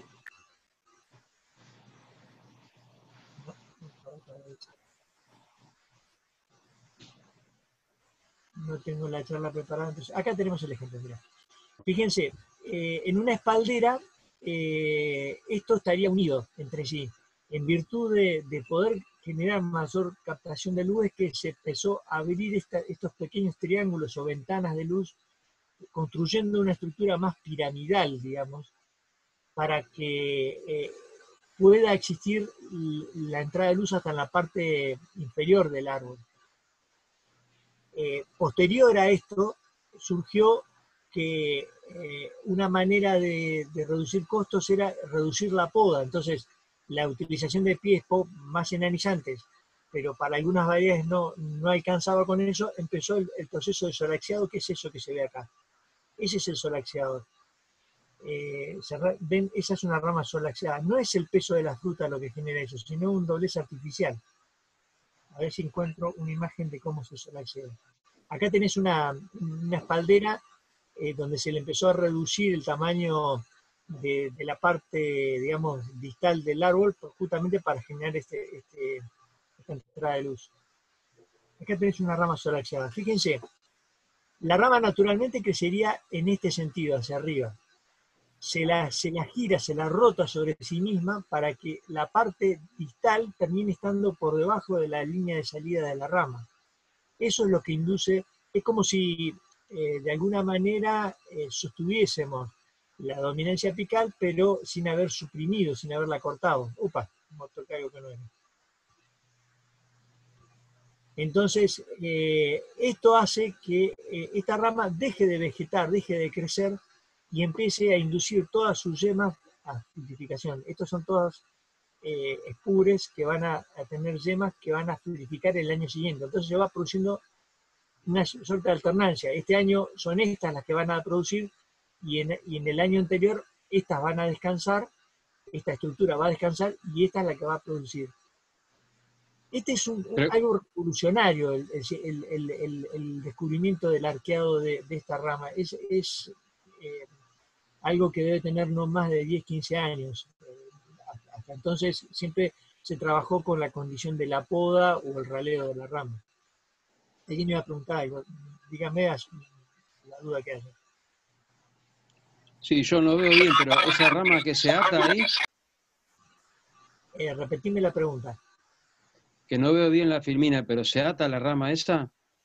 Claro, en este caso, cuando la rama crece, esta es una rama que ya tiene, mira, 2 años, tiene 1 año ahí, tiene 2 y 3 años tiene esa rama. Entonces, en el primer año, la rama que había nacido con un ángulo así, digamos, se ata como si fuera un arco y una flecha, se ata, ahí se le pone un hilo y se la ata al eje.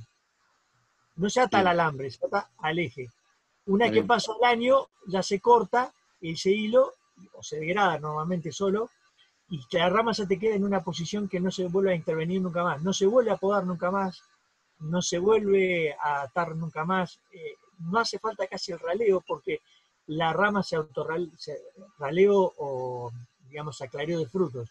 La rama se autorregula en cuanto a la carga. Es algo revolucionario la conducción en este sistema de Solax, porque genera en casi todas las variedades un comportamiento muy particular que hace que la intervención de los operarios sea casi nula. Bien, gracias. Yo tengo una pregunta. Sí. ¿Cómo es el tema de que se alterna? No la idea, así que no se limiten, por favor. Si puede explicar de nuevo el tema de que se alterna la fructificación de esas yemas.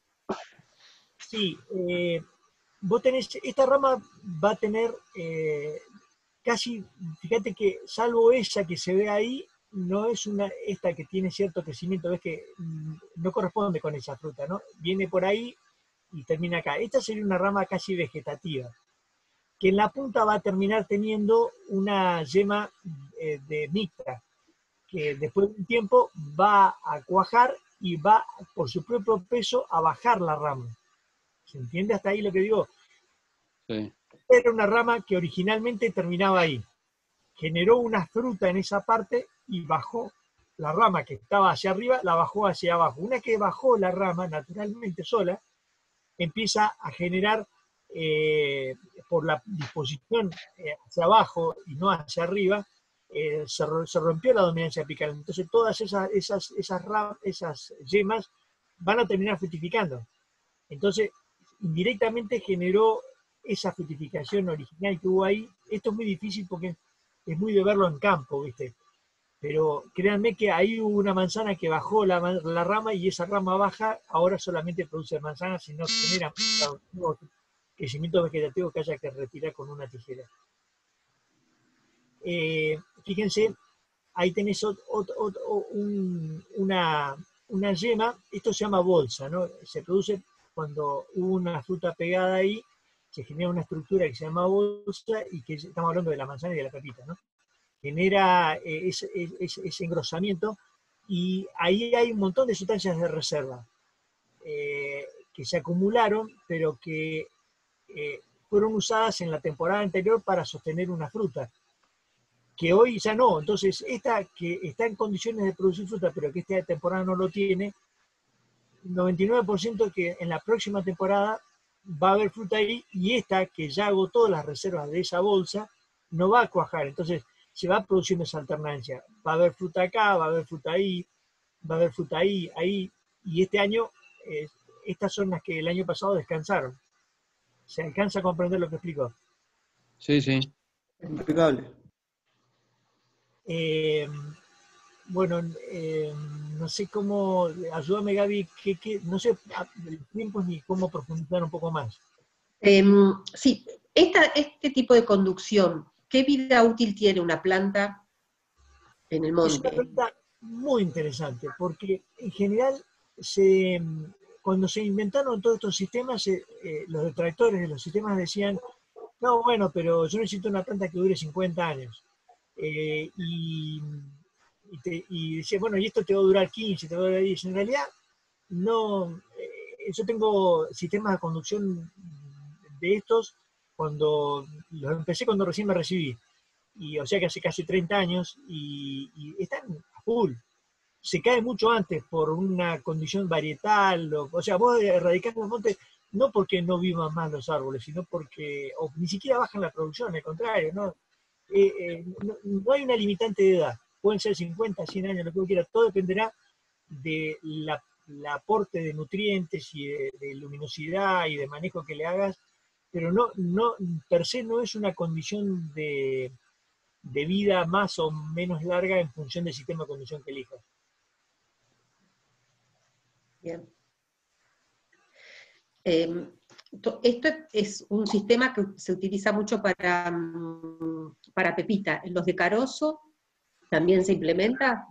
Mirá, el sistema se inventó específicamente, ya Mariel Espinás lo creó, lo continuó un señor que se llama Ramón Guilén, y se impuso en todo el mundo para un sistema de conducción de manzanas únicamente.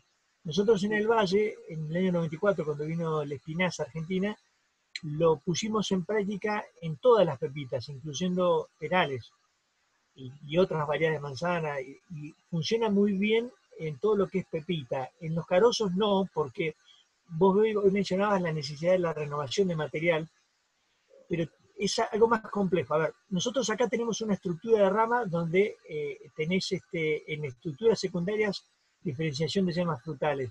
En el caso de los carozos, vos tenés lo que llama, no tenés yemas mixtas, tenés yemas de fructificación y vegetativas que están en lo que se denomina rama mixta.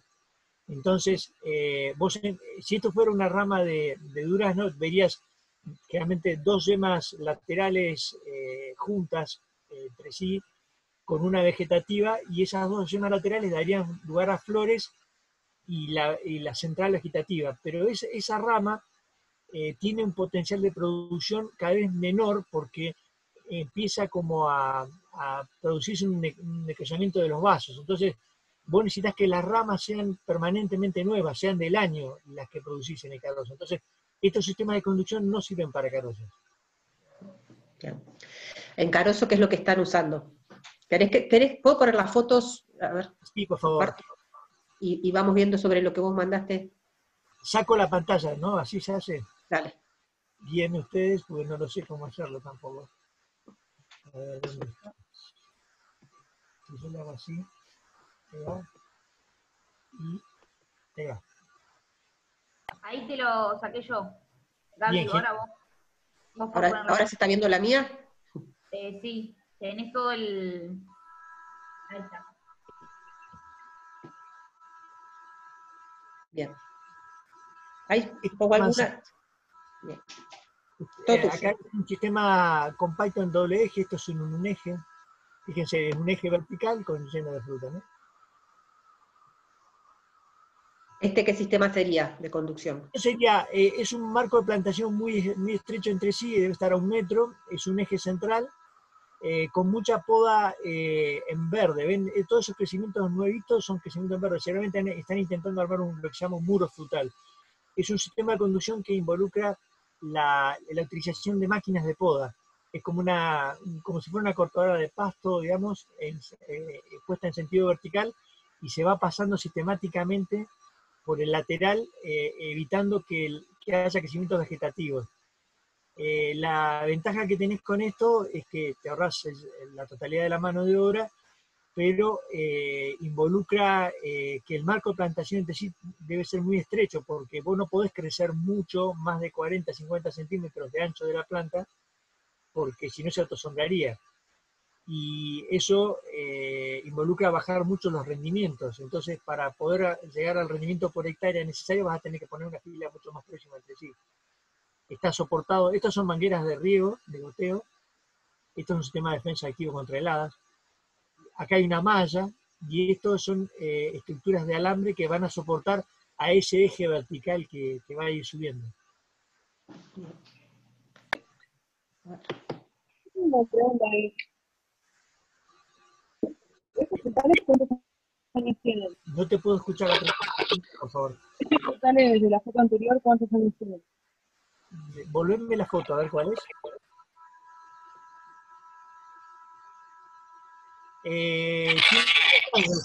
Se plantó, se cortó ahí, ¿viste? Para equilibrar lo que decía Gaby, la zona radicular. Cuando vos recibís la plantita, recibís como si fuera una varichita de este tipo, así como esto. Entonces vos normalmente la despuntás para que la relación de raíces que vos estás poniendo debajo del suelo con el fuste sean equilibrados. Y esto posteriormente explota, yo uso esa expresión porque es realmente literal. Uno normalmente estaba acostumbrado a ver un crecimiento no más grande que donde está plantada mi flecha del mouse, pero el uso del fertirriego, que es una combinación de agua con nutrientes, hace que esto se exprese, es violento el crecimiento. Fíjense que eso debe tener 2,50 metros en un año. Son plantas de un año de plantadas, o sea, un año y medio de plantadas o segundo verde.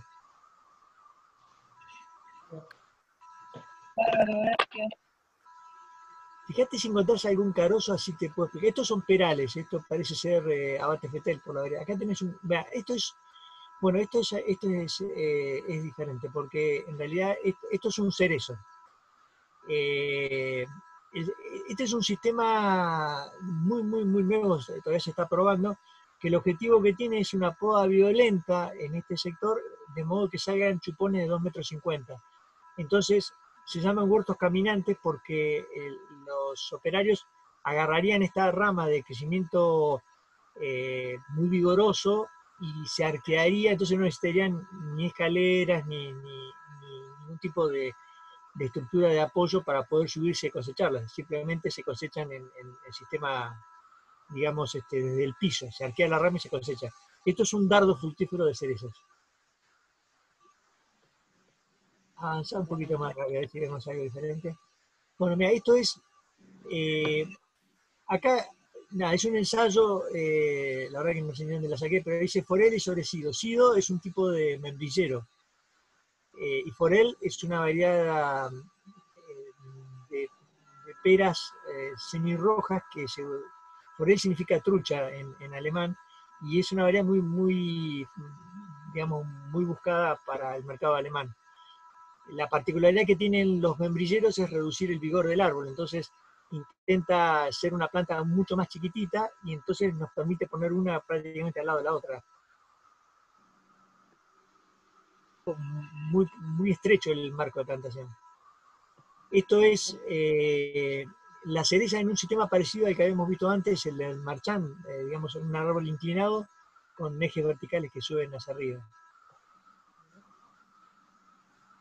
Manzana. Esto es pera en realidad, ¿eh? Acá está el marchán, mirá, acá se ve clarito el marchán, ¿ves? Tenés en realidad, este en particular no se llama marchán porque cada persona le pone un nombre a algo que más o menos es parecido a algo anterior y entonces tiene otro nombre esto, pero en definitiva es una suerte de marchán. Bueno, estos son ejes centrales. A ver, déjame ver eso que es. Esto es manzana.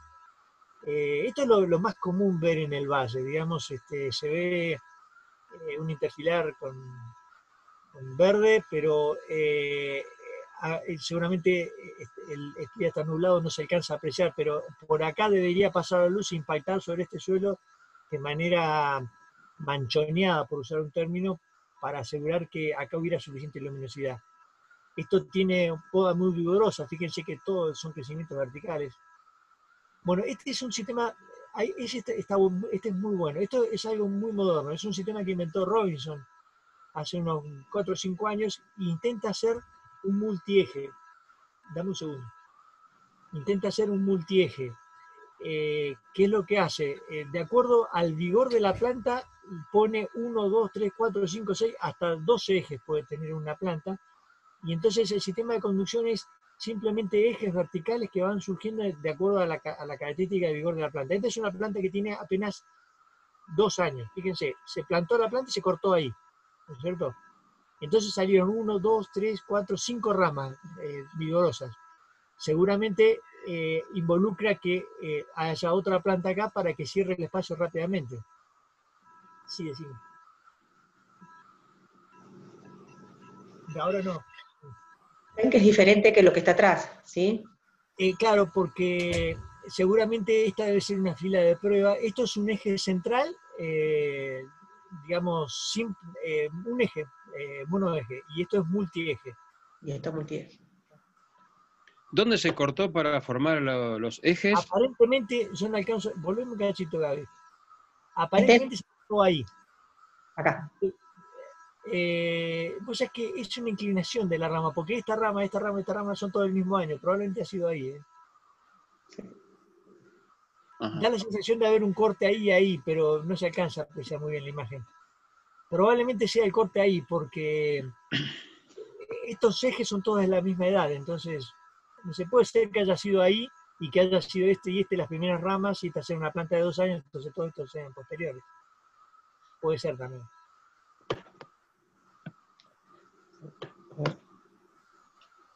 No sé si tenemos algún otro carozo. Esto también es cereza, es otro sistema de conducción. Bueno, acá tenés una rama, mira, es una rama de manzana inclinada. Ahí hubo un corte, ¿no? Ahí se ve más claro, mira. Yo mencionaba que acá hubo un corte y hubo este crecimiento y al haber roto la dominancia apical con la inclinación, salió una rama. Ahora la rama salió casi de la base, no salió de la parte superior, con lo cual es una variedad que a priori ya sabemos que es basitónica. Claro. Acá hubo supresión de ramas, no sé si la alcanzan a apreciar. ¿Cómo? Hubo supresión de ramas. Esto es lo mismo, ¿ves? En lugar de... Son modalidades, no tiene necesariamente que ver con algo que esté bien o que esté mal. En la foto anterior se veía, volvémelo un cachito.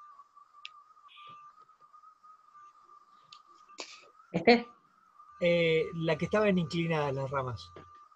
En esta, fíjate. Se inclina, entonces uno puede decir, la anterior estaba bien, ¿eh? Al inclinarla se puede ganar espacio con menos plantas por hectárea. Entonces, como el costo de la implantación es bastante alto, a veces se recurre a esos sistemas para ahorrarse una planta. ¿Qué quiero decir con esto? En un eje central yo tendría una planta y otra al lado acá. Si yo inclino la rama, pierdo un año, pero tengo un segundo eje, con lo cual me ahorro una planta. ¿Se entiende? Sí. Déjala ahí, mira. No importa, no importa.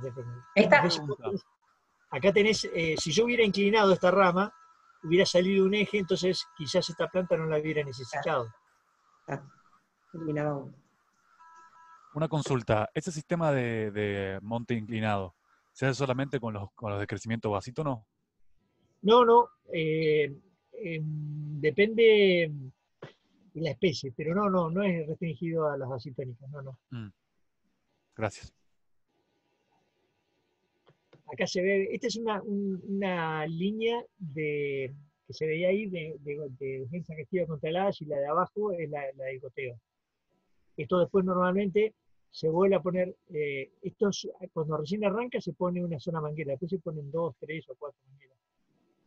Esto de vuelta es lo mismo, es un multieje, eso espera. Esto es como novedad, es una malla antigranizo, que también interfiere mucho con el paso de la luz, con lo cual acá se produce un desarrollo de cultivos absolutamente diferente al que hay en un lugar donde no tenés esta malla. Generalmente es mucho más vegetativo, mucho más vigoroso, porque uno siempre insiste en la entrada de la luz, y en realidad las disminuciones de crecimiento se producen por saturación de luz, no por efecto de luz. Entonces, al poner una malla, es mucho más vegetativo el desarrollo de las plantas que cuando están fuera de una malla, porque no están sometidas al estrés de disipar altas temperaturas o exceso de radiación. Y eso lo expresa en el crecimiento. Decime dónde paro, yo sigo. ¿Tengo una consulta? Por supuesto, sí. ¿En qué lo inclinás? O sea, ¿en cuántos años?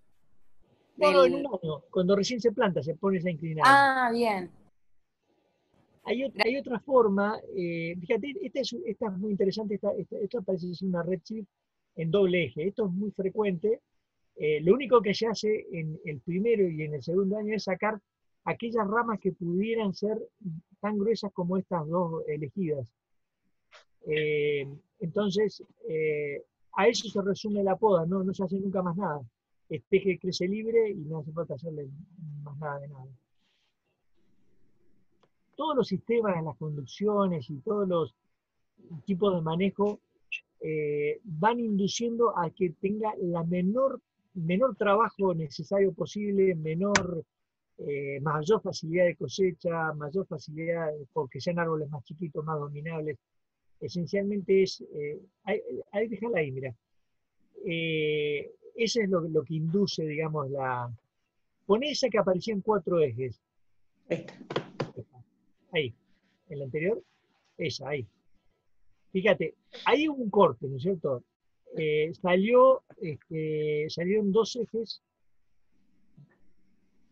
Algo que mencionaba Gaby era, fíjense que hay una zona herida ahí, porque está mal que hayan salido de ese ángulo. Una debería haber salido de acá y la otra debería haber salido, no sé, un poco más abajo o más arriba, pero no está del todo bien que salgan tan paralelas entre sí la localización de las 2 ramas. Pero esta es la expresión típica de una pepita. Se corta, salen 2 o 3 ramas, normalmente 3, se vuelve a cortar y entonces se va estructurando. Si yo volviese a cortar acá, pasaría a tener otra B ahí y claramente iríamos aumentando el número de ejes, que es lo que se busca hacer cuando se habla de los multiejes. Se van simplemente formando ejes de acuerdo al vigor que presenta la planta. Aún desconociéndolo, yo voy abriendo ejes en la medida que tenga el espacio para cubrir entre una planta y otra. ¿Se entiende? Esto es una variedad, esto es una pera Pacans aparentemente. Está fantástica, la verdad que tiene una fructificación enorme. Esto es un eje central que tiene un marco de plantación aproximadamente de unos 2 metros, debe tener ahí. Y lo que se hace es el famoso solaxeado de las ramas. Alguna rama que por alguna condición, fíjense que nació vertical, no se dobló, termina siendo mucho más grande que estas que están solaxeadas. Entonces, por ahora se la va restringiendo con poda, pero finalmente se va a ralear seguramente. Entonces, es cuando yo les explicaba que pasábamos a tener 1, 2, 3, 22 ramas al final, pero en un momento dado puede haber ramas que están temporalmente en la estructuración de la planta y que después terminan saliendo.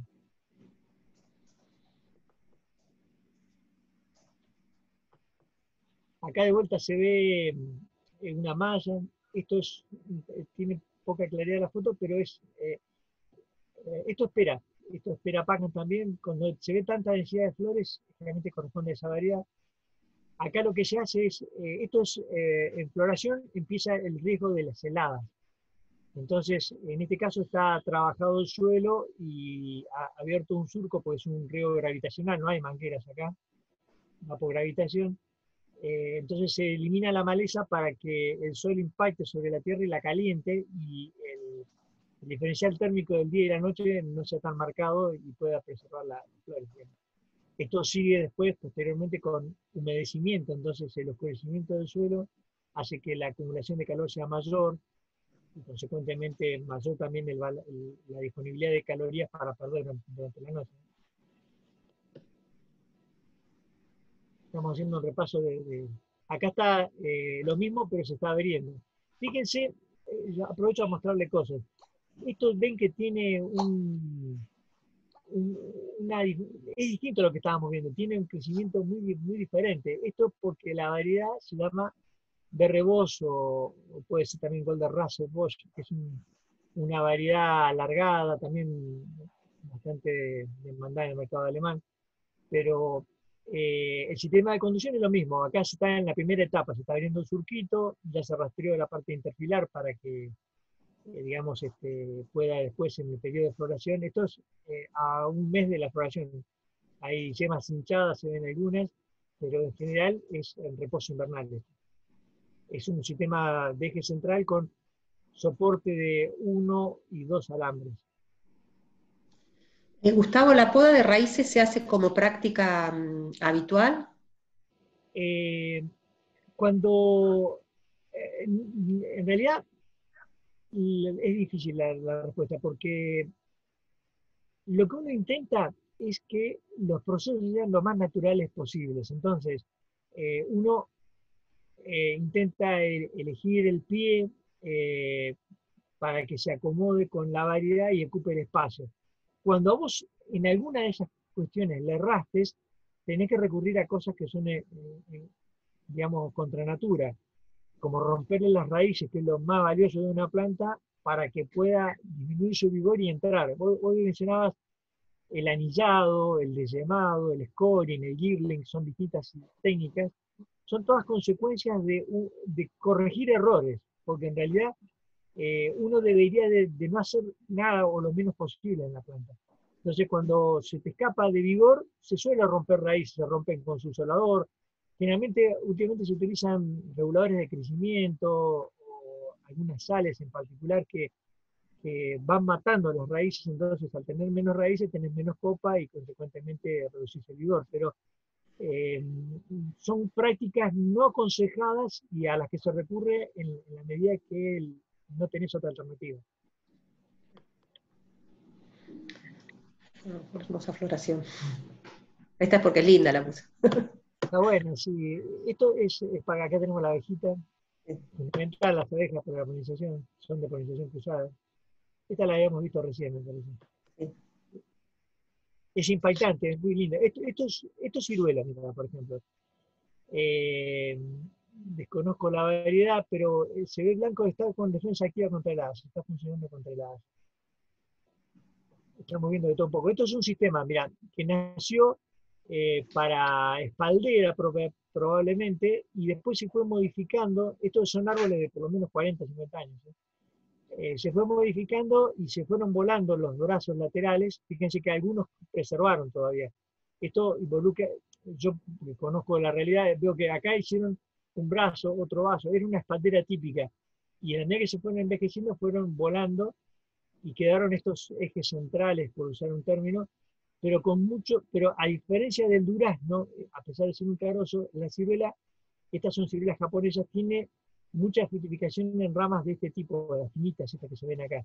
Entonces, no es necesaria tanta renovación de material nuevo como mencionaba, como vos me preguntabas, Gaby, cómo se podaría un carozo. Si esto fuera un carozo, nosotros veríamos el árbol lleno de ramas mixtas y no de brindillas. Las brindillas son más propias de las ciruelas japonesas. Esto es otro ciruelo, lo mismo, está blanco porque se le hizo una lluvia por encima. A esta la conozco. Es una lluvia por encima para defensa de activo contra heladas. Esto es una chañar que había estado 2 o 3 años sin podar y se había ido prácticamente casi, esto debe tener más o menos 3 metros, y se había ido casi 2,50 metros de arriba. Entonces se hace un topping, digamos, se saca la parte de arriba para que, lo que hoy mostraba, que ven que está bastante próxima entre sí, entonces si se va mucho más alto, sombrearía esta parte. Entonces, por eso es que hay semejante cantidad de material en el piso. Normalmente, cuando uno ve esto, es porque hay un error anterior. La poda no debería ser de semejante magnitud. Insisto en que un buen manejo involucra el menor manejo posible. Bien. Esto es un eje central, nosotros. Acá lo mismo, esto es una red chip en doble eje. Es un eje con un segundo eje, cada uno en su sociedad tiene también una persona. El Ips, quería buscar un Y, pero creo que no hay ninguno. Es parecido a eso que estabas viendo recién, el Y. El Y no es más que una rama vertical que sube hacia arriba. Se utiliza el Ips, creo que ya ahí no tenemos más, ¿eh? Vamos a volver a... se usa, en realidad se usa todo lo que estuvimos viendo, en algún lugar lo vas a encontrar, aún en la misma chaca y el mismo productor, porque depende mucho de la adaptabilidad que vos quieras buscar a la variedad que estás usando. Entonces, generalmente se intenta darle, digamos, esa arquitectura o esa estructura de árbol que facilite la no intervención posterior. Entonces, hay determinadas variedades, como hoy mencionábamos, todas las que son spur de red, se usa el doble eje, Y, llamarlo como quieras, pero en definitiva no deja de ser los ejes, que involucra una repartición del vigor de la planta. Acá, esto en realidad es más una atatura. Una atatura. Esto sería más un Y, mira. Pero si vos lo podés llamar, ¿cuál es la diferencia? En este caso, las ramas van hacia la fila. La que estaba mostrando anteriormente, las ramas iban dentro de la fila. No sé si eso se entiende. Pero todos son sistemas que en definitiva son nombres, porque esta estatura, la diferencia es que es más abierta, más angulada. No saques esta foto porque quiero explicarles algo ahí. Más angulada, llegan a tocarse con la otra fila, entonces la maquinaria circula por ahí, esta maquinaria es muy bajita, pero estos sistemas son inventados fundamentalmente para lugares donde la luminosidad es muy baja, entonces tenés que abrir mucho más el árbol para que la luz penetre. Esto sería más para nuestra condición y esto es para países donde por ahí la luminosidad no es tan alta. Lo que yo quiero rescatar de acá es que fíjense que todas esas ramas que tienen rosadito son ramas del año, de un año, y son las que tienen, las que yo les mencionaba, las yemas, esa rama que se ve ahí, típica, no se alcanzan a apreciar mucho porque está lejos de la foto, pero esa rama que se ve ahí tiene de las dos yemas, mixtas y florales, pero son ramas de un año. Esta rama, fíjense, que es una rama vieja, que tiene una rama nueva, que no alcanza a verse el flores, y una rama nueva, o sea, lo que uno intenta es que esta rama no se posicione sobre otra rama como las pepitas, sino que esa rama se posicione sobre la rama estructural del árbol. Cuanto más cerca esté de la cañería principal, decimos nosotros, más potencialidad va a tener de llenado de fruto y demás. Acá se ve, mira, esta es la estructura del árbol, ¿no? Esta es una rama secundaria y de esa sale la rama fructífera. Lo que uno intenta siempre es que esta sea pegada ahí. Hoy mencionaba uno de los chicos que no le había producido. Y vos mencionabas, ¿no será que vos volaste todas estas y dejaste este tipo de ramas? Porque estas ramas no son productivas. Las ramas productivas son las del año, que son realmente un color de madera más clarito. Y cuantas más dejes de estas, más vas a producir. Sí, bueno, me parece que ya. Estos son ciruelos, fíjense, con que son tropicales arriba. Ahí se ve que hay como un desequilibrio, porque todo ese material se ha hecho un topping y ha crecido material vertical. Esto. Sí, bueno, después cómo se forma una palmeta. ¿Cómo dijo, perdón, topping se le dice cuando se le saca las ramas apicales? La parte de arriba, claro. Cuando pasás con una máquina por acá, una herramienta. Fíjate, la formación de esta espaldera, les voy a explicar porque me parece que puede serles útil.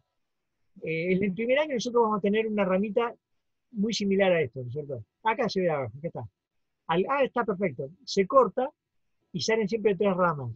Normalmente se deja la principal para seguir el eje, la segunda y la tercera se vuelan o se pican y se usa la tercera y la cuarta para que el ángulo de inserción sea más abierto, porque esto es propio de elegir la primera y la segunda.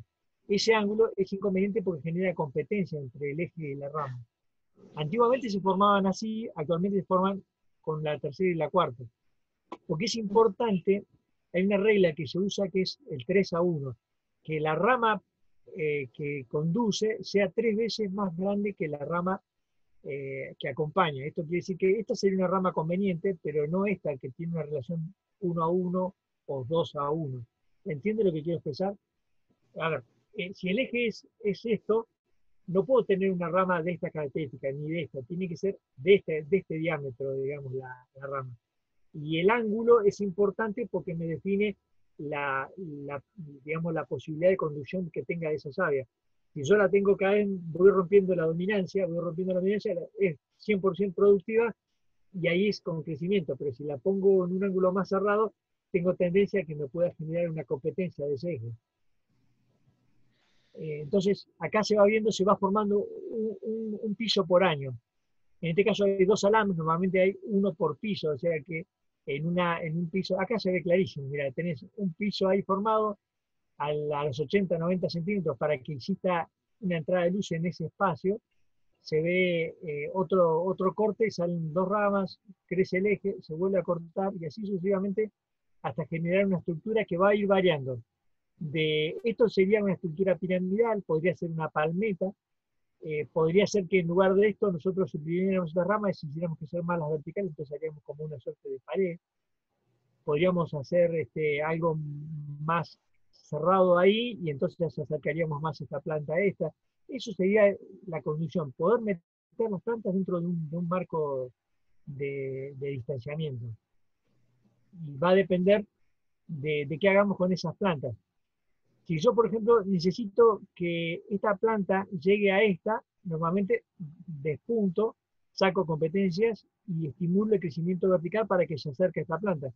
Si a diferencia de eso yo quiero que no crezca esa planta y que ocupe un marco de plantación más chico, en lugar de despuntarlo, la voy a inclinar para que quede frutificando y entonces ahí acerco más esta planta a esta.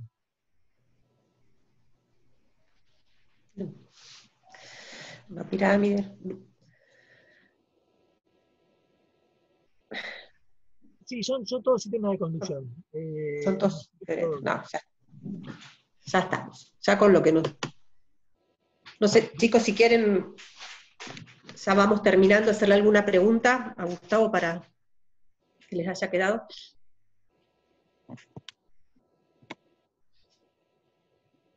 Gustavo, ¿qué es lo que más se está haciendo en el valle? ¿Qué es lo que más está dentro de la fruticultura? ¿Cómo está la fruticultura hoy, ya que estamos? Lo que más se hace son los ejes centrales. Se cortó el agua.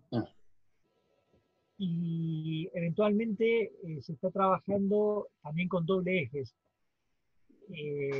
Después de eso, el doble eje, entendiéndolo como doble eje como tal, Ypsilon, etc., ¿no? Siempre hablando de peras y manzanas, si hablamos de otros cultivos o de otras áreas. Pero eso sería lo que más se utiliza, y lo que se está empezando a imponer como condición de la cuarentena y también de la disponibilidad de mano de obra, es a sistemas, digamos, que involucren la menor cantidad de mano de obra posible. Por ejemplo, el muro frutal es una alternativa que se está estudiando fuertemente para adaptar aquellos montes que normalmente se podaban a un sistema de poda mecánico, para prescindir de la mano de obra. Sí, después les voy a compartir algunos videos de poda mecánica y algunos de cosechadoras que me pasaste vos. Se los comparto después por la página para que los tengan. Bien. Chicos, ¿alguna pregunta? Que Gustavo está trabajando, nos le estamos robando. No, yo de mi parte, gracias. Yo tengo una duda. Soy de Trelew y veo mucho en cerezas que la conducción es en espalderas y inclinadas, ¿no? Y nunca entendí por qué tan inclinadas y no paralelas, digamos, verticales, perdón. Están inclinadas hacia la calle.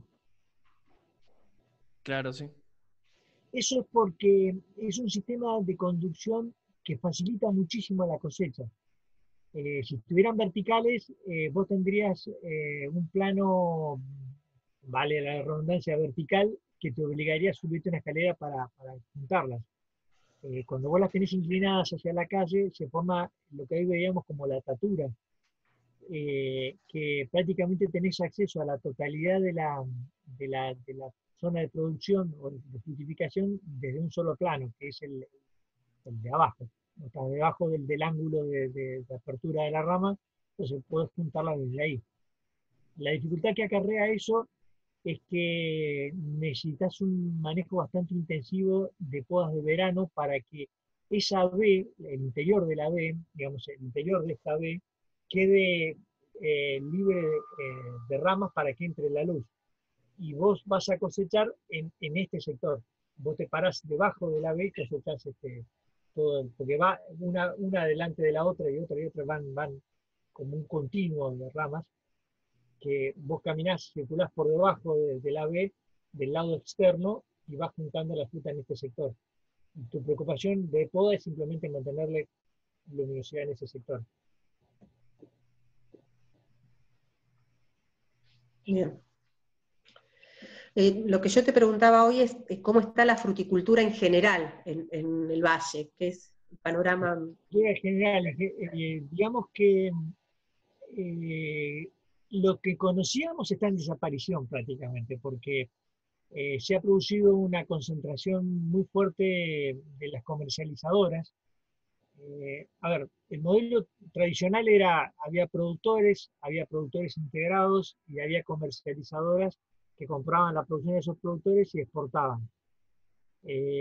Hoy los pequeños y medianos productores han prácticamente desaparecido y quedan las grandes empresas que son comercializadoras, que tienen algo de producción en un primer origen, pero hoy son casi se autoabastecen. Entonces esas grandes empresas tienen la cadena completa, digamos, en algunos casos hasta el supermercado en Europa, digamos, o sea, tienen la producción local, tienen, no digo que barcos, pero prácticamente manejan un puerto, el puerto de San Antonio, entonces a partir de ahí son eficientes en toda la cadena, por decir un término, y hoy sostienen el 95% de la producción del valle es eso, no existe más la figura de un pequeño productor que vive de su chacra y le entrega la producción a alguien, porque lo que ocurrió como que ante la carencia de intervención estatal regulando esas relaciones de poder, la empresa abusó de pagos que no condicionaban una rentabilidad al productor, entonces terminó abandonando la actividad. Bien. Bueno, ahora sí te agradecemos muchísimo. Creo que les hablo verdad solo, por ahí no tengo mucha didáctica, pero... No, no sé, dice que no tiene didáctica, no sé qué opinan ustedes, pero me pareció que fue una clase Muy buena clase. más que didáctica. Impecable. Nos permite salir un poco de la presentación tan formal que solemos dar los docentes y que los chicos puedan ver más qué es lo que pasa en el campo, ¿no? Que es importante, en este caso en la chacra, y con salir de lo que dice en el Gil Albert. Bueno, tranquilo, que esté en el caso siempre cuenten con mi posibilidad de acompañarlos. Bueno, muchísimas gracias, Gustavo, te liberamos. Bueno, muchas gracias. Gracias. Gracias. Muchas gracias. Bueno, chicos, quedamos acá nosotros. Después, cualquier consulta que necesiten, sobre todo sobre este tema, yo ya subí la bibliografía a la página, ¿sí? No sé si la vieron. La grabación esta va a quedar, la vamos a subir, después me la pasan los chicos del centro que lo están grabando y lo subimos a la página. Y bueno, el PowerPoint también está, y las dudas que tengan, me escriben y vemos de concertar si necesitan alguna clase de consulta. Habría por medio de una consulta. Sí. ¿A qué mail nos dirigimos? Porque yo mandé al mail suyo que tiene con Cosmos, que sigue después de Fruity Agro a un LP. Y no, ¿a ese nos referimos o hay otro? Porque yo mandé un par de consultas ahí y no me respondieron. Si vos mandás al de Fruity, yo leo todos, suelo leer todos. ¿A cuál lo mandaste? El de Fruity es general, es de toda la cátedra, el que dice fruity@agro. Ese es el general. No, el de Gabriela Morelli, punto. ¿Y cuándo lo mandaste? Y hace como 2 o 3 semanas. Entonces se me pasó. No, pero yo suelo contestarlos. Los abro todos y ahora chequeo de nuevo la pregunta. Te busco. Nicolás, ¿no? Sí. Si quieren, para no, mí... yo para saber, por eso. Está bien. Cuando